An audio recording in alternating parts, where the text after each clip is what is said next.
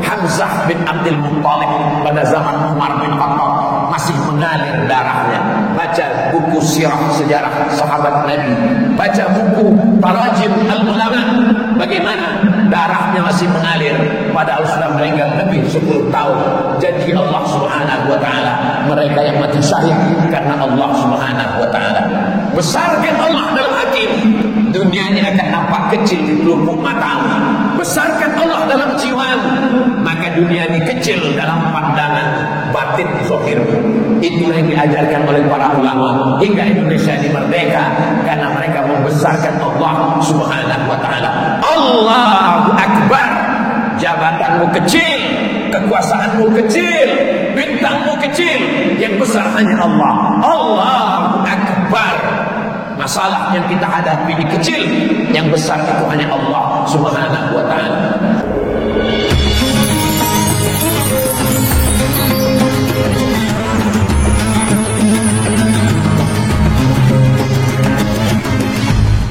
Bismillahirrahmanirrahim. Assalamualaikum warahmatullahi wabarakatuh. Alhamdulillah, wassalatu wassalamu ala Rasulillah Sayyidina Maulana Muhammad ibn Abdullah wa ala alihi wa sahbihi wa man tabi'ahu wa wala. Yang sama-sama kita hormati kakak kelas saya di Mesir, guru kita semua, Al-Mukarram Al-Ustaz Jalfatullah. Yang sama kita muliakan Bapak Wakil Wali Kota Solo beserta seluruh jajaran, Bapak Kapolres TNI Polri yang berhadir pada saat hari ini, alim ulama, cerdik pandai, tokoh masyarakat, hadirin hadirat, semuanya dimuliakan Allah Subhanahu wa taala. Amin ya rabbal alamin. Kalau mahasiswa di akhir masa studinya ada namanya KKN, terjun langsung ke tengah masyarakat, maka TNI Polri, Trimatra, Angkatan Darat, Angkatan Laut, Angkatan Udara, ada namanya Latsitarda. Itulah makna tulisan angkatan yang ke-43. L itu 50, X itu 10, XL 50 kurang 10 sampai 10, tambah 3 sampai 23. Angkatan yang ke-2023 tahun 2023, dan ASN se-Kota Solo diisi dengan pengajian. TNI, Polri, ASN, baik yang tidak ASN, semuanya sama-sama hamba Allah, ciptaan Allah, diciptakan dari tanah, kembali kepada tanah, akan masuk ke lubang tanah, dimakan cacing tanah. Yang ASN tidak akan meninggal membawa baju korpri, yang polisi tidak meninggal membawa seragam, yang TNI juga sama, semuanya akan dibungkus dengan kain apa pula, kain batik, kain kafan. Kita akan menghadap Allah Subhanahu wa taala. Ini hanya pakaian dunia semata, tapi ini insya Allah akan bernilai ibadah. Maka pada waktu yang singkat ini, menjelang azan zuhur dikumandangkan, sebagai bekal untuk TNI, Polri, Trimatra, dan ASN, PNS, saya ringkaskan pada 5 poin. Yang pertama, bahwa kita mesti meyakini pekerjaan kita ini adalah ibadah. Menjadi polisi ibadah, menjaga laut sebagai TNI Angkatan Laut ibadah, menjaga perbatasan darat ibadah, menjaga perbatasan udara ibadah. Maka istri-istri polisi dan tentara melepas suaminya sama seperti istri ustaz melepas suaminya akan berceramah, karena ini ibadah. Ibadah ustaz menjaga hati jamaah tauhid la ilaha illallah. Ibadah TNI Polri menjaga negara kesatuan Republik Indonesia, menjaga menjaga jangan sampai berjudi dan berzina, menjaga jangan sampai melakukan perbuatan maksiat. Ini semua tugas berat. Maka polisi, TNI, Trimatra, PNS pagi ketika akan bekerja dilangkahkannya kakinya, Bismillah tawakkaltu 'ala Allah, la haula wala quwwata illa billah. Mereka yang berombang-ambing di tengah laut, dipukul ombak di luas gelombang demi menjaga teritorial perbatasan. Serangan yang pertama datang ke Indonesia, datang dari laut, datang dari udara, datang dari darat. Serangan narkoba, serangan game online, serangan anti kebinekaan, itu semua kita jaga bersama.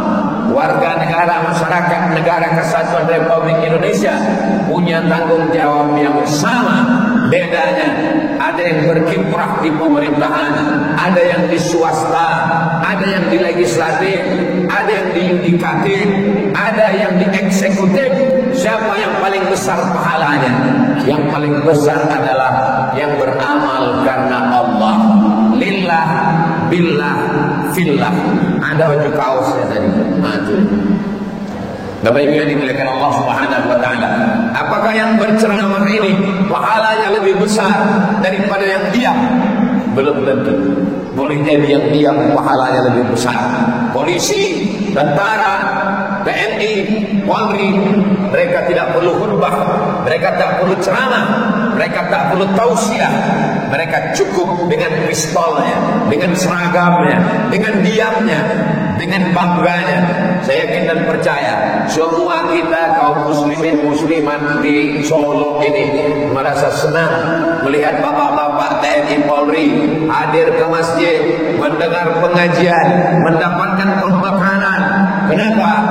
Karena sesungguhnya di balik seragam itu ada manusia-manusia yang dipilih Allah Subhanahu wa taala melaksanakan satu misi yang mungkin tak bisa dilaksanakan Ustaz Abdul Somad, tak bisa dilaksanakan Ustaz Jalfatullah, tapi mereka bisa melaksanakannya. Maka jadikan ini sebagai ibadah. Sebab ada orang yang menganggap di masjid ibadah, baca Quran ibadah, berzikir ibadah, tapi bekerja bukan ibadah. Di masjid dia sangat soleh, ketika haji dan umrah sangat soleh, gatal kepalanya, takut dia menggaruk, takut gugur rambutnya bayar dah. Saat sholat dia tak mau memandang ke atas, hanya ke bawah saja. Apalagi di Masjid Agung Solo ini, memang kita tak berani memandang ke atas. Memandang ke atas ingat angkatan udara dekat dari langit. Tapi insya Allah di masjid dia soleh, di masjid dia khusyuk, di kantor dia tidak soleh, di kantor dia curang waktu, korupsi. Gara-gara apa? Karena dia menganggap di masjid ibadah, di kantor bukan ibadah. Ini salah, ini sekuler, ini membagi hidupnya menjadi dua. Ini bagian agama, ini bukan agama. Dalam Islam, setiap hembusan nafas adalah ibadah, ayunan tangan adalah ibadah, langkah kaki adalah ibadah, PNS beribadah, polisi beribadah, angkatan laut beribadah, angkatan darat beribadah, angkatan udara beribadah. Kalau mati, matinya mati syahid. Kalau dia beramal karena Allah, kalau tidak karena Allah, mati konyol. Kita doakan bapak-bapak kita yang sedang mengikuti aksi Tarda ini menjadi orang-orang yang insya Allah segala tindak tanduk, langkah kaki, ayunan tangan, keputusan, tanda tangan, semuanya bernilai ibadah insya Allah. Amin. Karena yang kita bawa mati nanti adalah ibadah. Wa ma khalaqtul jinna wal insa illa liya'budun. Jenderal meninggal dunia, semuanya mati menghadap Allah SWT. PNS golongan 4E paling tinggi meninggal dunia. Orang hanya menyebutnya almarhum, orang yang mendapatkan rahmat Allah. Siapa yang mendapatkan rahmat Allah? Orang yang beribadah. Maka poin yang pertama, jadikan pekerjaan ini sebagai ibadah, tapi ibadah yang bukan mahdoh. Ibadah dibagi dua, ada yang mahdoh, sholat mahdoh, puasa mahdoh, haji mahdoh. Ustaz Abdul Somad insyaallah akan melaksanakan umroh akbar, berangkat tanggal 4 Oktober bersama Travel Azhar Islamic Tour, alumni Al-Azhar. Mudah-mudahan kita nanti berjumpa di Makkah, sama-sama tawaf haji dan umrah insyaallah. Amin. Ongkos tanggung masing-masing. Ini poin yang pertama. Poin yang kedua, bahwa di dalam diri kita ini ada spiritual, roh. Kalau leher tenggorokan, kasih minum. Kalau perut lambung, kasih makan. Tapi roh spiritual tidak bisa dengan makan dan minum. Mental kita ini mesti diisi dengan hubungan dengan Allah Subhanahu wa taala. Menjadi polisi akan bertugas menangkap gerbong narkoba, mentalnya mesti kuat. Sebelum berangkat, wudhu dulu. Setelah wudhu, sholat sunnah hajat dulu. Aku minta hajat, hajatku berikan aku kekuatan ya Allah. Kalau aku mati di sini, matiku mati syahid, karena aku akan mengejar pecandu narkoba yang akan merusak anak bangsa. Bismillahirrahmanirrahim. La haula wala quwata illa billah. Kuatkan hubungan dengan Allah Subhanahu wa taala. Manusia tak berdaya. Jangan tegar karena cincin. Somad juga punya cincin, tapi saya tak yakin di dalam cincin saya ini ada hantu setan di bloreng sundul bolong suster ngesot genderuwo. Kita yakinnya hanya kepada Allah. La ilaha illallah. Menjadi tentara akan dikirim ke Kongo, menjadi tentara Indonesia dikirim ke Sudan Selatan, menjadi tentara dikirim ke Lebanon, pasukan perdamaian dunia. Apa yang membuat mereka kuat? Anak tinggal, istri tinggal, gaji tak seberapa. Yang membuat kuat itu adalah hubungan dengan Allah Subhanahu wa taala. Maka kuatkan hati. Afdhalul zikri fa'lam annahu la ilaha illallah. Usir segala bisikan dalam hati. Saudara, ibu saya dikirim ke Kongo menjadi TNI, pasukan perdamaian dunia. PBB mengambil tentara-tentara, salah satunya dari Indonesia, diterbangkan ke Afrika. Semua negeri yang berkonflik, Indonesia dilibatkan. Tentara Indonesia hebat. Dikirim tentara ke Sudan.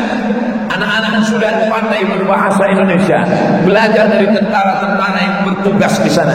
Dikirim ke Lebanon, difilmkan. Ada filmnya tentang orang Indonesia yang menjadi tentara dikirim ke Lebanon. Apa yang membuat mereka kuat? Nyawa taruhannya. Berapa banyak? Tinggal jenazahnya saja dikirim pulang. Menghadapi pemberontak yang ada di Papua, berapa banyak TNI Polri kita terbunuh? Mati apa namanya itu? Mati syahid. Kenapa? Karena mereka berperang membela negara atas nama Allah Subhanahu wa taala. Negara kita negara berdasarkan Allah. Baca Pancasila. Pancasila yang pertama, ketuhanan yang Maha Esa. Tuhan yang mana? Buka pembukaan Undang-Undang Dasar 1945. Indonesia dengan ingin menyatakan kemerdekaannya atas berkat rahmat Allah dan keinginan bangsa Indonesia yang luhur. Ustaz kok tahu? Nama Paco itu setiap hari Senin ambo di SD dulu. Habis itu masuk SMP, SMA, penataran P4. Habis itu berangkat ke Mesir. Sebelum berangkat ke Mesir, penataran Pancasila. Ujiannya 3, bahasa Arab, bahasa Inggris, Pancasila, hafalan Quran. Lulus Pancasila, baru dikirim ke Mesir. Pulang dari Mesir, ceramah, dituduh anti NKRI. Kan mau nggak tuh? Bapak Ibu yang dimuliakan Allah SWT. Siapa yang masuk ke hutan suku Sakai, anak pedalaman, mengajarkan lagu kebangsaan Indonesia Raya, mengajarkan upacara kerek bendera, menempelkan bendera Pancasila, kami masuk ke dalam hutan. Kenapa? Karena kita cinta negara ini. Maka yang berjuang ini atas nama Allah, semua mereka memerdekakan. Yang menyuruh berjuang itu Allah. Wa la taqulu liman yuqtalu fi sabilillahi amwat. Jangan kau katakan mereka yang mati itu mati. Mereka tak mati, bal ahya, mereka hidup. Walakin la tashurun, tapi kamu tak bisa merasakan kehidupan mereka. Mereka berjuang atas nama Allah. Gugur mereka dibunuh oleh PKI dalam 30 GS PKI. Matinya mati syahid. Mereka yang melawan Belanda 10 November, hari pahlawan. Orang lupa pahlawan apa yang rela menghilangkan nyawanya, meninggalkan anak istrinya untuk berjuang membunuh Belanda, dibunuh atau membunuh, mati 10 November. Orang lupa 10 November itu berkobar karena tanggal 22 Oktober mereka sudah mendapatkan resolusi jihad yang dikeluarkan oleh Hadratus Syekh Muhammad Hasyim Asy'ari, mengeluarkan fatwa resolusi jihad. Siapa yang mati melawan Belanda, matinya mati syahid. Orang yang jarak kosor sholat 89 km tidak ikut berperang melawan Belanda, berarti pengkhianat negara Indonesia. 22 Oktober dikeluarkan resolusi jihad, dipegang oleh TNI. Maka 10 November meletuslah hari pahlawan. Mereka berteriak mengejar Belanda, Allahu Akbar. Belanda lari pontang-panting, lari ke Amsterdam. Yang tinggal terong Belanda. Habis semua Belanda pulang. Semua TNI Polri mesti paham sejarah ini. Pondok pesantren bukan anti NKRI. Negeri ini merdeka karena para ulama, para kiai, para buya, Inyah Canduang, Inyah Jawo dikejar, ditangkap Belanda. Buya Hamka, Syekh Ahmad Khatib Al-Minkabawi di Makkah mengeluarkan khutbah Jumat. Khutbah Jumatnya dikirim pergi kapal laut, dibacakan di Masjid Istana Siak Sri Indrapura. Mereka dulu belum ada grup WhatsApp, mereka belum ada internet. Melalui kapal laut jamaah haji yang pulang dibacakan khutbah itu di hari Jumat. Khutbah dari Syekh Ahmad Khatib Al-Minkabawi, orang Indonesia yang mati melawan Belanda, matinya mati syahid, hartanya akan dibalas Allah, berkobar perjuangan. Jadi kalau hari ini ada TNI Polri dibekali dalam Naksitarda dengan pengajian, itu hanya membangkit batang teranda, mengembalikan masalahnya. Karena tentara-tentara berjuang karena kedekatan dengan para ulama. Ulama lah yang membangkitkan semangat jihad mereka. Hari ini Belanda tidak ada lagi. Jepang sudah pulang ke Tokyo. Belanda sudah balik ke Amsterdam. Tapi ini kita berhadapan demi ganas dari belah Belanda. Narkoba, LGBT, judi online, seks online, segala perbuatan yang merusak anak bangsa. Ini kalau kita tidak bersama-sama, ustaz tak sanggup dengan ceramah, ustaz tak bisa dengan khutbahnya saja. Ambo berceramah berapi-api di masjid juga. Tapi kalau nak keluar, bersua dengan orang dan jual narkoba, jangan jual narkoba. Silap-silap ambo dan ditembak. Tapi kalau bapak-bapak TNI Polri dengan pistolnya, dengan senjatanya, pakailah itu untuk menolong agama Allah Subhanahu wa ta'ala. Kuatkan hubungan dengan Allah. Salat jangan sampai tinggal. Puasa sunat terus. Zikir malam tahajud. Itu menguatkan mental spiritual. Tidak ke dukun, tidak pakai jimat, tidak minta ke pohon kayu, tidak minta ke hantu, memintanya kepada Iyyaka na'budu wa iyyaka nasta'in. Pengkhianat dari dulu sudah ada. Pengkhianat membocorkan kepada Belanda bahwa ada pejuang bernama Jenderal Sudirman. Datang Belanda mau menangkap Jenderal Sudirman. Ketika pasukan Belanda datang, Jenderal Sudirman langsung membuat lingkaran, berubah barisannya lurus menjadi lingkaran. Kata Jenderal Sudirman, afdalu zikri fa'lam annahu la ilaha illallah, la ilaha illallah. Melihat keadaan itu pasukan Belanda terkejut. Ternyata ini hanya orang sedang tahlil. Kalau begitu mari kita pulang. Pengkhianat itu ditembak oleh Belanda. Lalu kemudian tentara menjumpai Panglima Besar Jenderal Bintang 5 Sudirman. Patungnya sampai hari ini tegak berdiri di Jakarta. Jenderal Sudirman katanya tak bisa ditangkap. Apa betul Jenderal Sudirman punya jimat? Kata Jenderal Sudirman, betul, saya punya jimat. Mana jimatnya? Jimatnya bukan yang tertulis diikat di pinggang. Jimat saya 3, kata Jenderal Sudirman. Apa jimatnya? Yang pertama, wudhu saya tak pernah putus. Yang kedua, zikir saya tak pernah berhenti. Yang ketiga, sholat tak pernah tinggal. Walaupun sedang bergerilya, kena penyakit malaria di dalam hutan, ditandu, namun sholat tak pernah berhenti. Kami pakai pakaian perang. Bagaimana kami sholat? Selama pakaian suci. Ini kaki membungkus sepatu, tak perlu disiram, tutup diusap. Pakai mazhab masul kufair. Muka dibasuh, tangan dibasuh, kepala diusap, telinga diusap, kaki diusap. Tetap sholat. Dalam perang, gimana sholat? Ada namanya sholat khauf, sholat takut. Imamnya 1, makmumnya 2 baris. Baris pertama sholat, baris kedua menjaga, melihat musuh. Selesai baris pertama, baris kedua maju, baris pertama mundur ke belakang, menjaga.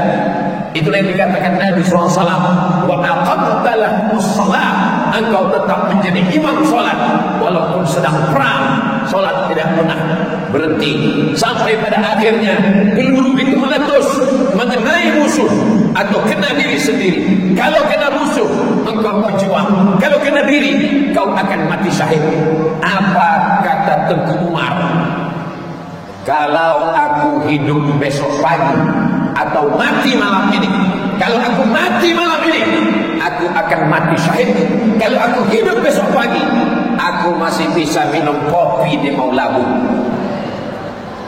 Tengku Umar menganggap hidup ini tak sampai setengah sayap nyamuk. Sepele saja dia melihat hidup ini. Mati malam ini, mati syahid. Hidup besok pagi, masih bisa minum kopi di Maulabu. Meninggal di malam itu, dikuburkan. Apa yang terjadi? Kuburannya dicari oleh Belanda, dipindahkan 6 bulan dalam kuburan, dipindahkan.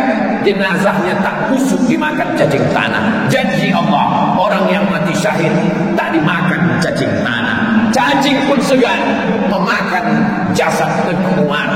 Kenapa? Darahnya adalah darah syuhada yang akan bersaksi di padang mahsyar nanti. Maka ketika terjadi banjir bandang, tanah itu longsor,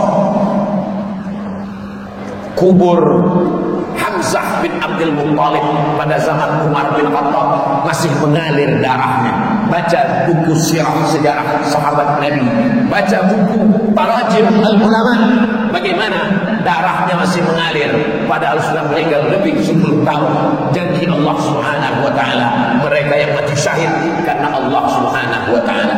Besarkan Allah dalam hatimu, dunia ini akan nampak kecil di pelupuk matamu. Besarkan Allah dalam jiwamu, maka dunia ini kecil dalam pandangan batin zahir. Itulah yang diajarkan oleh para ulama hingga Indonesia ini merdeka, karena mereka membesarkan Allah Subhanahu wa taala. Allahu Akbar. Jabatanmu kecil, kekuasaanmu kecil, bintangmu kecil, yang besar hanya Allah. Allahu Akbar. Masalah yang kita hadapi ini kecil, yang besar itu hanya Allah Subhanahu wa taala. Pelajaran yang ketiga, jadikan jabatan TNI, Polri, ASN sebagai sarana amar ma'ruf nahi munkar. Mengajak sholat saya bisa, mengajak tabligh akbar Ustaz Jalfatullah bisa, tapi melarang orang jual ganja, melarang orang pakai sabu-sabu, melarang orang lem kambing, melarang orang korupsi, ini hanya bisa dilakukan TNI, Polri. Pistol masih besi pakai. Polisi tak perlu pakai dalil, polisi tak perlu pakai ceramah, polisi tak perlu pakai suara menggelegar, tak perlu membacakan ayat innamal khamru wal maisiru wal ansabu wal aslamu. Sesungguhnya sesungguhnya khamar, narkoba, judi tak peduli. Dengan lemah lembut pakai pistol, main judi, main. Malah gaya main. Pistol masih menyala, masih besi, pakai untuk amal ma'ruf nahi mungkar. Kenapa Ustaz hari ini bersemangat berapi-api? Karena yang di hadapan Ambo itu adalah TNI, Polri, dan ASN yang masih aktif. Kalau sudah pensiun tak perlu menyala seperti ini, cukup dengan seluruh Bapak Ibu sekalian. Iko pembekalan TNI Polri dan akan pensiun. Mari banyak-banyak beristighfar. Malaikat maut ladake. Tapi ini yang masih aktif, yang masih punya jabatan, punya kekuasaan, pakai untuk menolong agama Allah Subhanahu wa taala. Saya diundang ke Jambi. Dari kota Jambi pergi lagi ke kabupaten, dari kabupaten pergi lagi ke kecamatan, lewat hutan, lewat jalan berlubang. Apa yang mau dikejar ini? Siapa yang mau mengundang ini? Bukan gubernur, bukan bupati, bukan wali kota. Yang mengundang hanya untuk meresmikan surau kete di Polsek, bukan Polda, bukan Polres, bukan Polresta, Polsek tingkat kecamatan. Kenapa Bapak undang kami? Ambo bernazar Ustaz, kalau musola ini siap, kami ingin yang meresmikannya Ustaz sholat. Kata Pak Kapolsek, banyak orang urusan buat SIM, urusan ke kantor polisi, bingung tak tahu sholat di mana. Akhirnya berdiri musola ini. Kami bangga Pak Ustaz. Ini pakai duit negara? Tidak Pak Ustaz, murni kami patungan. Musola berdiri, Ustaz tolong resmikan. Kebanggaan luar biasa. Kapolsek bisa buat musola. Kenapa Kapolres, Kapolda, Kapolri tak bisa buat masjid besar? Selagi tanda tangan masih ada, selagi kekuasaan masih ada, pakai untuk menolong agama Allah. Allahu Akbar. Yang keempat, apa maknanya? Ingat, dunia hanya tempat persinggahan. Perjalanan panjang, panas terik, bernaung sebentar di bawah pohon yang rimbun, sementara matahari redup. Setelah matahari redup, kita akan lanjutkan perjalanan. Ini hanya stasiun. Dulu kita di alam ruh, pindah ke alam rahim, pindah ke alam dunia. Tak lama lagi kita akan pindah ke alam kubur. Habis alam kubur ke alam akhirat. Selama di alam dunia, sempat-sempatkanlah beramal. Sempat-sempatkanlah beramal. Polisi sedang mengurus lalu lintas, sempat digelarnya sajadah di trotoar, gantian dengan kawan sebelah. Sempat ambil botol wudhu, sholat dia. Karena kalau menunggu berhenti lalu lintas ini habis waktu Pak Ustaz. Tentara masih sempat masuk ke musola, ke surau, ke langgar di kampung untuk melaksanakan sholat. Selama ini orang tak datang sholat karena azannya mendai-dai. Hayyalah sholat.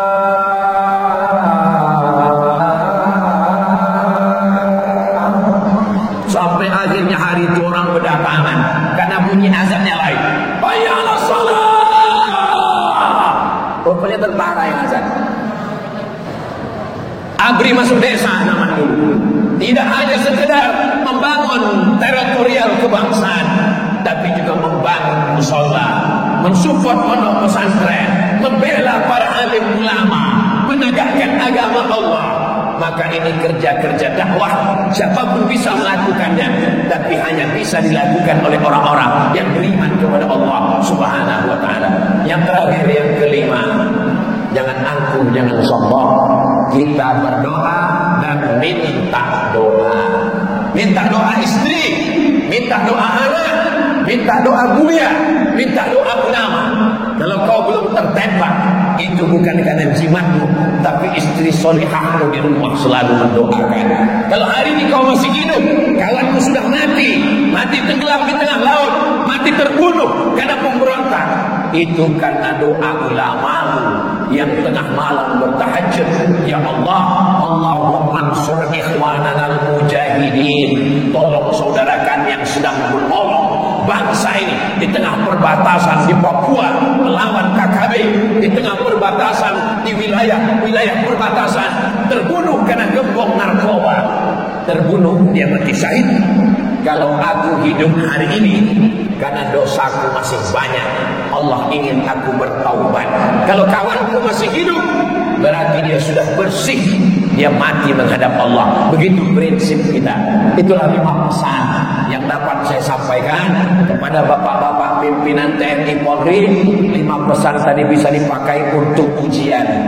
Bagi yang ingat, alhamdulillah. Yang tak ingat, videonya bisa diputar ulang melalui channel Ustaz Abdul Somad Official.